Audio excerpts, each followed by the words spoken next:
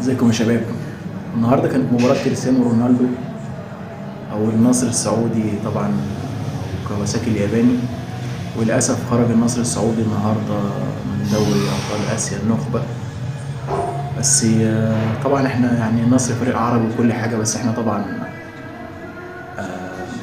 اكتر حاجة زعلتنا هو زعل كريستيانو رونالدو. ده اسطورة يا جماعة ومن افضل اللعيبة في التاريخ، ما كانش افضلهم من وجهة نظري. يعني كريستيانو حزن وبكاء يعني بدرجة كبيرة أوي. كريستيانو يا جماعة يعني بيثبت لنا كل يوم إن هو عنده عزيمة وإرادة وقوة، وإن شاء الله يرجع أحلى، بس مش مع الفريق ده يا كريستيانو.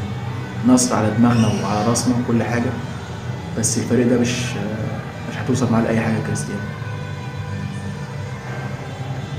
نتمنى إن شاء الله إن ترجع أفضل وأحلى. شايفين يا جماعة الراجل بيكلم نفسه تعبان يعني بيحارب لوحده زي ما بيقولوا. والمباراة كان انتهت بنتيجة 3-2. كريستيانو طبعا في آخر ماتش كده ضيع فرصة تقريبا كانت شبه انفراد، بس قدر الله ما شاء فعل. متزعلش يا كريستيانو، مش محتاج عشان تثبت حاجة لحد. ده أسطورة وعظيم، وإن شاء الله يعني كفاية إنك لسه بتلعب، يعني كفاية نشوفك في الملعب.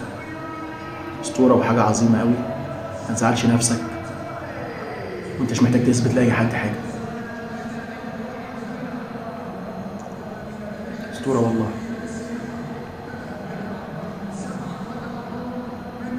مع السلامة.